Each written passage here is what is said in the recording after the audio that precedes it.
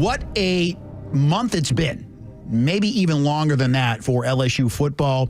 And what a year it's been for both the Falcons and the Saints. They square off this weekend. Bobby Hebert, longtime Atlanta resident, longtime Saint and Falcon, doing some fine work for WWL in New Orleans. Friend of the show, joining us to talk about that and more right now on the Loud Security Systems Newsmaker line. Bobby, how are you, my friend? I'm doing great, Nick. Boy, whenever I hear your voice, it's fond memories of you and I. It's fond divots doing a little Falcons post game. I'm a little bit surprised to remember that, Bobby. I'm a little bit surprised. No, I had 11 concussions, but I never had more than one in a year. You know, I had 11 in 15 years, so they all spread out. So, you know what? I need to do a damn commercial, and it's working. I've been taking it since I've been 62. I just turned 65 in August. Prevagen. I don't think it's a placebo. I think it actually works. And now my eyesight's going worse and worse, but I think Prevagen works. I don't know. I just gave a plug for Prevagen. Yeah, what is it supposed to... Listen, it can help some people out there, Bobby. You're a giver that way. What is it supposed to do for you? I don't even know what it's supposed to do for you. Your mind's not as foggy, and you could be quick-witted, and, you know, because I have a lot of useless information in my brain, and it's like I can know, all of a sudden, for instance, I know where a player, where he grew up, where he went to college. What's his damn name? I know about 3 or 4 things about him, and then I can't remember his name. Where now it's like it comes back more, and I don't have to have as much notes in front of me when I'm speaking because I can recollect more. So that's where I think it's working, because not too many people in the world could say that their mind's okay and they're 65 and they've had 11 concussions. All right. Do you actually have a real schedule at WWL? You don't seem like the type of guy that really has a schedule. Are you on when they call? No. Yeah. How does it work? No. I go on when I want. No, I don't. That's his schedule, when he feels like it. Yeah, and I committed to Drew Brees. We do a QB to QB. We had a lot of fun when he was the quarterback. We do quarterback to quarterback segment, and now we're doing that on Wednesdays. So I said, yeah, I'll do that. Now Drew's back on Fox because we all know what happened with Sanchez. So a great opportunity for Brees to do that. And then I love doing the game. I don't want to talk about the Pelicans or LSU baseball. I want to talk about the Saints because LSU baseball is Louisiana's major league team. It just is the way it is right now. You know, the market that we are. And when I look at like the Pelicans, I mean, it's like, I don't know, maybe there's a light at the end of the tunnel for the Hawks. But people are so frustrated with Zion. Come on, he's stealing money. He might be the poster child for stealing money. And all of a sudden, I didn't really play, but I got $250 million in the bank. I mean, the fans are so frustrated with that. But anyway, I like doing the Saints pre- and post-game because you stay within the game. And then I do the coaches show with Coach Moore, Kellen Moore. Now, it's a lot different talking to Sean Payton on the coaches show than Kellen Moore. I don't know, who that nation, Saints fans, they want Kellen Moore to show more emotion. You don't know if the Saints are winning and losing. Where you knew where Sean Payton stood. And I'm a more emotional guy, I guess, like Sean Payton than Kellen Moore. But I said I like to be a fly on the wall in the meeting rooms to see maybe get on the players behind the scenes or how he is in front of the team. I like to know, talk to his wife. Does he ever get mad, or he's always that composed? But the bottom line is a lot of different ways to skin a cat. You got to win, and 6, 7, 8 coaches get fired every year. I think Mickey Loomis and Ms. Gail Benson, they believe in Kellen. I think he knows what he's doing, but you have to have the horses. But we knew this is a rebuilding year for the Saints. Y'all know that. Now, what really has to be disappointed for the Falcons fans was the high expectations. And where are they at now? So how can Raheem Morris not be on the hot seat? He has to be. So I look at Kellen Moore. We rebuilding. You got to have patience. Nobody wants to have patience today. Everybody wants to, to drive through society. No, we got to win now. We got to win now. But I think they might have the right quarterback in Tyler Shuck. I'm telling you now, it was a small sample size. Again, I say slow your roll and tell the fans. We're going to see what he does in the next 7 games and how he performs. But what I loved in the Carolina game, and they kicked Carolina's ass. And, here's Carolina just swept Atlanta. But I look at Tyler Shuck, what he did on third down, and his pocket presence. I mean, it was truly that was winning football. That's what you want to see. He's not panicking. He's making plays. So I can tell you right now, the Saints have a very favorable schedule. When you look at it, how could they not help but win?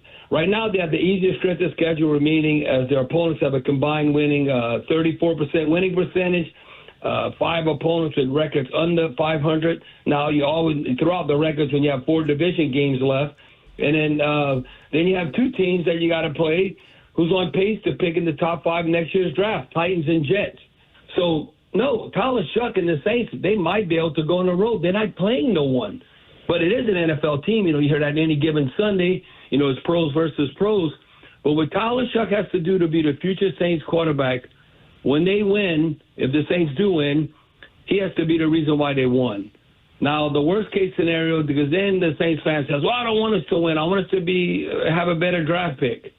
Well, I say, well, the worst-case scenario would be if the Saints win and they won the game not because of Tyler Shuck. He didn't play well, but they won. No, because then you can rebuild quickly. I don't know, the Falcons fans, do they think Michael Penix is the answer? I think maybe, a lot of people are wondering what's going on with Michael Penix. Let me ask you this, because as a veteran quarterback, and I remember you telling Chris and I both this years ago, when you hit a certain point in time, a certain age, you knew everything about the game, but the body wouldn't respond. Do you see that happening now with a guy like Kirk Cousins? Yeah, Kirk Cousins is a different cat. Well, he had a great agent. Look all that money he made. But anyway, when I look at Kirk Cousins, that is going to be a statue back there. So you can make Kirk Cousins beat you, even though he's had unbelievable success against the Saints. I was looking at this. I'm glad you brought that up, Nick. I mean, he's really, if you look against the Saints, he has 7 touchdowns, a couple interceptions, a quarterback rating right at 100, and 4 career starts for New Orleans. And the last meeting, he passed 306 yards. So I'm sure that's what Atlanta's hoping he does the same. But I would say still put the pressure on Kirk Cousins to beat you because if Bijan Robinson can run the ball, and he's unbelievable when he touches it, whether it's the pass receiving running back or running it, Kirk Cousins will have success. All right. I think you got to stop the run, and then if Kirk Cousins beats you, especially with Drake London not playing. No, people don't realize sometimes that this is all the difference in the world, who wins and who loses. It does matter when you play the game. Right now, the Saints could be in a better situation playing Atlanta. You have a little confidence, you go into the bye week, and then all of a sudden Drake London and the starting quarterback's not playing. So that's why it's all Bijan Robinson. I think if you look at it, what he had, 143 scrimmage yards, and what he's been able to do that last game. But put it this way, Alvin Kamara, we still think maybe he hit the wall. And when I look at his age, when you hit that 30 years of age, well, we still think he could do it, total yards from scrimmage. And he has half of what Bijan Robinson got right now. So, no, I think it's going to come down to, people don't want to hear this, but it's as simple as, okay, who's +1 or +2 in the turnover margin? The Saints, when they finally got a win, they were +5 against the Giants, and they barely won. They created 5 takeaways in a row against Jacksonville. 5 in a row. They should have won by 3 touchdowns. No, the Giants are still hanging in there. But I look at the Saints right now being -3. At one time, we're +5, and Atlanta being +4. I think who's in that plus side wins this type of game. But it's always entertaining. Listen, I said this on the radio, and they were saying, Bob, I don't know if you can say this. This is, and what I said, and I've had to explain to him, come on, I'm in the South, I know all this. I said, this is the most SWAC college-type game in history. Now, let me tell you why I say that.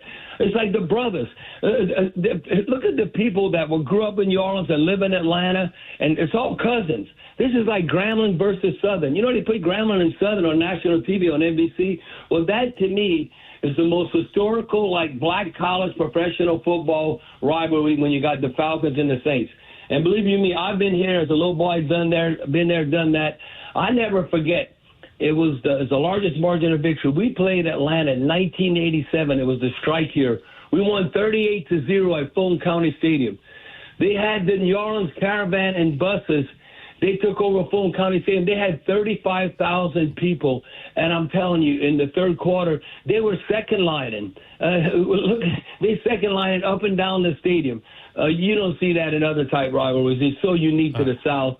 And that's why to me, this is good for football. We got to keep it going. But then the Saints and Falcons got to be relevant, because then if they're not relevant, I'm sure right now a lot of Falcons fans, and I'm not talking about the diehards, but they worried about the Georgia Bulldogs. They go, I'm pissed off at the Falcons. So I'm at the Georgia. So, Bobby, let me ask you something. Everybody's pissed off in Louisiana with their teams. Okay. They just hoping Tulane might back into the playoffs. But here's my question then. You can tell me it's a rebuilding year, but when it really is the biggest game in town, it's not the only, but it's close to the only game in town, the Saints. What happens like this weekend in bars? Because whether it's, the Falcons building is half empty, and I can tell you the other part of that is people don't go out. There's no social. There's no bars. There's no go watch the game. What's happening in New Orleans in a season like this? Is it still, no, we're going to go to the bar. We're going to pretend it's just all okay because what the hell, it's game day Sunday. No, I'm glad you brought it up, Chris. That's let me tell you, I've been on the Who Dat Nation because they're selling their tickets. They've been a lot of hostile foreign fans, and they look at it like a destination. Like let's say you got the Raiders on your schedule and you love your pro football team. Oh, let's go to Las Vegas. You know how the Raiders really don't have a home field advantage? You look at the Rams, as good as the Rams are, they might represent the NFC in the Super Bowl. They're like the visiting team. They got to practice silent count, in L.A. Well, it ain't been that bad, but I tell you, like when the 49ers came to this town, it would be like, I don't know how it's going to be with Atlanta. If Atlanta was winning right now, right, it'd be almost like in '87 when the Saints took over Fulton County Stadium. Atlanta could, but I think right now you're not going to see that because, what have you done for me lately? But I tell you what, when the lines were rolling last year, it was all blue. And if you were going in the corridor and you'd hear the crowd yelling, well, who had a good play? Flip a coin. You don't know who it was. So it's not been Superdome. I'm not saying that they could place it maybe like Atlanta fans with the Falcons. Because look, people from around here, they're born and raised and die here. I mean, in Atlanta, you guys, even when I lived in Atlanta 15 years, like my neighbor is from Massachusetts, one's from Ohio, so everybody's from all over. And that's why when you have that kind of, atmosphere, your team better win. But now people grew up with the Georgia Bulldogs. And you look in the country, I say in the country, like in the state of Georgia. So, no, you have to win. I don't care if that's the Pelicans, Saints, if that's the Hawks, Falcons. I would say, what I remember when I was there, like late 80s, early 90s, and that run the Braves were on, if you played for the Braves, and you were like a movie star. The Falcons are always second fiddle, the Hawks and to the Braves. But then, I remember Chipper Jones and Smoltz and all them and Greg Maddux. No, they were the rock stars. The closest thing that I saw, and doing the radio, y'all, you remember Michael Vick. To me, Michael Vick was a rock star. And no, the Falcons wish they had the next Michael Vick. Penix is not that. Like right now, the Saints wish they had the next Drew Brees.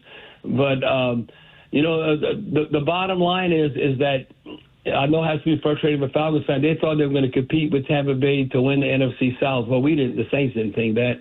But you look as of late, you got to win your division. The Saints have won the division 4 straight seasons. Then now, I think Tampa Bay is going for 5 straight seasons, NFC South. And I know Arthur Blank has to be ticked off of that. They're not in that mix to at least win the NFC South now and then. Bobby Hebert is with us on the Loud Security Systems Newsmaker line. You think Lane Kiffin's coming to LSU? I hope so. You know why? Because I know Coach O will be there. Oh, yeah. Coach, I haven't told you this story. No, I call him Bebe. But Coach O, him and I won the state championship in 1977. He was my college roommate. That's a show in itself. And, I was like it was in his first wedding that nobody even knows about. And so here, like his dad who passed away, his dad and my grandma were first cousins on my mom's side, not on the Hebert side. So, no, we go way back. But Coach O was coaching the defensive line for the Saints, Sean Payton, in 2008. And the Saints were paying him like $450,000. Lane Kiffin's at Tennessee. Lane Kiffin says, come up to Tennessee. I'll double that. I'll give you $900,000. So Coach O goes to Tennessee, leaves the Saints the year the Saints won the Super Bowl. And then Bill Johnson, who's kind of went to school with us at Northwestern and Natchitoches in Louisiana. Well, he was the Saints D-line coach at that time. But no, Coach O and Lane Kiffin. Let me tell you what Lane Kiffin wanted to do.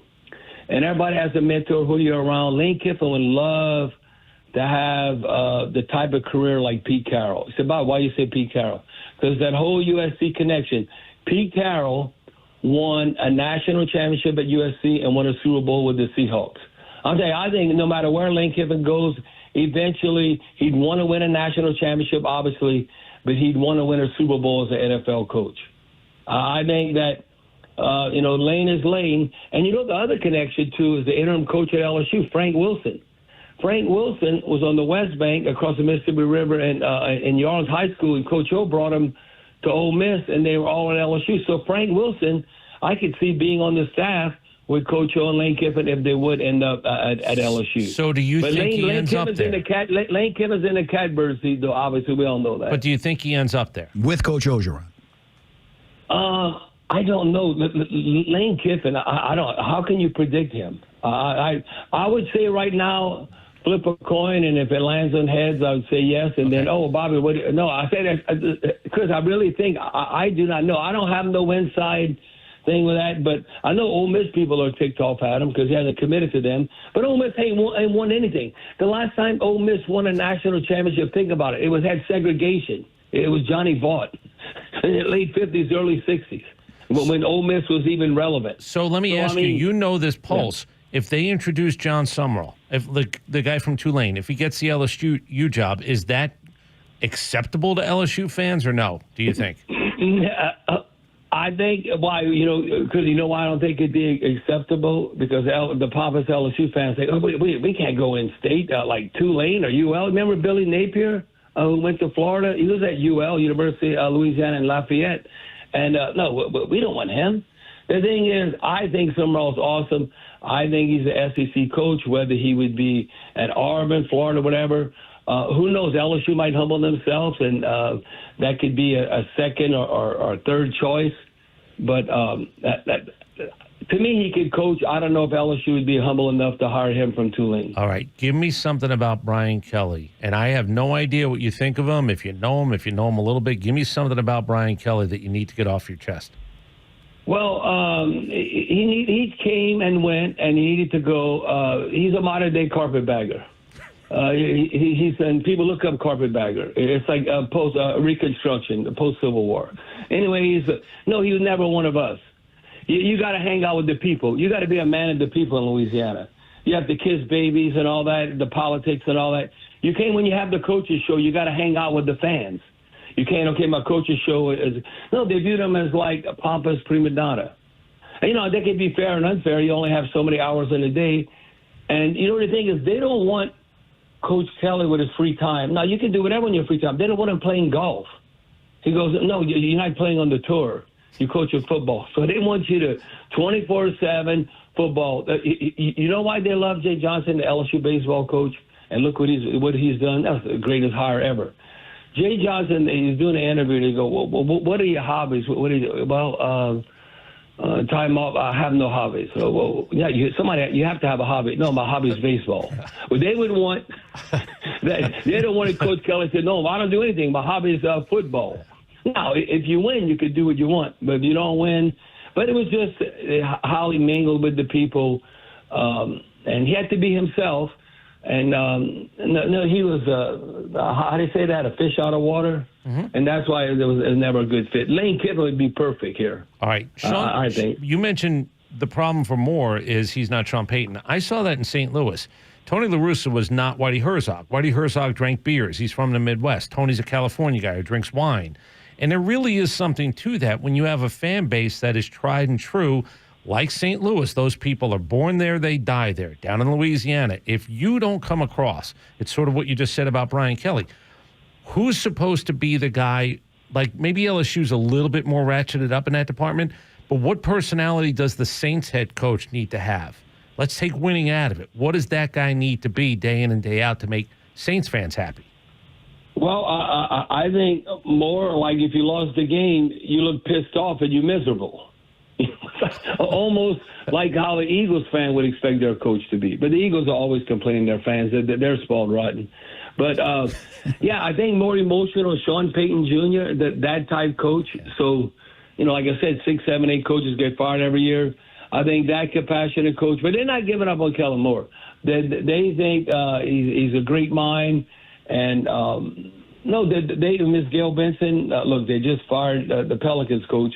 But she wants everybody just to get along and, and just trust the people she put in place. And Mickey, hiring Kellen Moore. The one thing I think Mickey truly wants to turn around the Saints because he doesn't get any credit of the Saints winning the Super Bowl. That's all Sean Payton and Drew Brees, and he's the one who brought Coach Payton on board and the signing of Drew Brees. So I think he'd want to turn around the team before maybe – that's why we need to get rid of the general manager. I said that's not happening. He's part of the succession plan. Well, she just said it this week. She said he's doing a great job. Yeah. So take Kellen Moore out of it. Let's just say he is there and he could be the guy. If I said you can pick anybody in football and make him the head coach of the Saints, it's not a disrespect to Moore, but give me an example of the guy that you think you would hire if you had that power. There's two of them. They say, why did we let Dan Campbell out of the building? Dan Campbell, Mike Vrabel. Those who you want to be back-to-back with, okay, we're fixing to get in a fight in a bar room. Now, you can't get in a fight anymore, they'll shoot you. I'm talking about an old fisticuff, where, like me and Brett Favre talked about this, okay, we're trying to get out. We're in a bar. How are we going to get out of here? We're outnumbered. Okay, we're going to go back-to-back, and we got to have each other's back. You can't run. And we got to fight. Okay, that's why I had no problem biting the kneecaps with Dan Campbell. So I think it's that type of personality. Dan Campbell, Vrabel, I think the Who Dat Nation would. But then you have to win. If you're doing all that and you don't win, then it doesn't matter. The bottom line is like Al Davis always say, just win, baby. You win. You hear that a lot of different ways to skin a cat. And if you do outrageous things and you don't win, you're a clown. But if you do outrageous things and you win, boy, he got his act together. Look at him. He knows the pulse of the team. So when I look at that, it was kind of like, I look Coach Glanville, Jerry Glanville. Talk about a character. Going from Jim Morris to Jerry Glanville, that's like a 180. But, so you've been – I never forget when I came to the Falcons – Mara was like Marine and all straight lace, and this is the way it is. No music in the locker room. I'm coming. It's like they're cranked up, too legit to quit. And MC Hammer and all hanging out in the locker room. I go, whoa. And then he goes, hey, Barry, you got to love it here. We have Fat Tuesdays on Wednesdays. So all of a sudden, so here's Glanville called all the meetings off. We go and party as a team in Buckhead. So we going, and we got practice the next morning. So if he said, if you come home before midnight and you can't play, I'm cutting you. So it was like, whoa. And, we got to start stretching like 7:30 in the morning. I remember we all stretching, like throwing up. Like it was like, it was like just trying to hang. And so, yeah, we called it Fat Tuesdays on Wednesday. So we went like 3 busloads, all the ones in training camp going party. And so, yeah, that was Glanville's personality, all wearing black. Remember leaving tickets for Elvis. Hey, Bobby, the other thing was people forget that Swanee Inn. Like I can go to the Monday press conference and get a drink. That woman at the bar who was there, I think, for 50 years, probably when they built the old place. Falcons training facility. Yeah, if you want to call it that. You can get a drink at your press conference. Yeah, no, that and we actually stayed. I think it might have been a Best Western hotel or something before in Swanee. We actually stayed there in training camp, and yeah, that training camp. Boy, it was. I tell you what, the facility was a lot better than what we had in New Orleans. We had in New Orleans. We were like on David Drive. Now they got a nice facility. It's unbelievable. But back then had metal roof, and you'd be in the meeting room, and you think this is the NFL, and it's raining hard, and the roof's leaking. And you have to cover your nose. I never forget Russell Gary, who had played in Nebraska. I never forget about Russell Gary. He goes, Bobby, everybody thinks I'm BSing. No, I went to high school with Prince in Minneapolis. Like I used to hang out with Prince. And then And then all of a sudden, he goes to Nebraska. They have unbelievable facilities. Remember Steve Cord at University of Arkansas. And they come to the Saints. They thought this is like a temporary facility. And this is like mid-'80s. And they go, no, this is the facility. They go, what? This is the NFL? And so, but now it's not like that. Free agency, you got to have everything nice. And, you have to have plush towels and all kind of stuff. All right, but we got to go. I don't know if you don't name. Maybe I'm even going to tell you in advance. Don't name names unless you really want to. You talk about 80s football. Steroids, just give me an overview of what you knew, saw. What was yeah. Oh, no, steroids? Oh, what? You wanted your linemen to be on steroids because the people they were blocking were on steroids. So as a fan, you're not worried about their long-term health. You're worried about, okay, I want the best performance. So there was a lot of peer pressure. Man, that guy I'm going against is so strong that, well, I have to keep up with him. Then I got to get on roids, and then it's just a vicious cycle. But, no, that was going on. I would say that really got addressed by 91, 92. But in the 80s, no. There was, and a lot of these guys are on steroids. All of a sudden, everyone takes a shower. It's pro football. Y'all taking a shower together, that's one thing. The whole locker room atmosphere.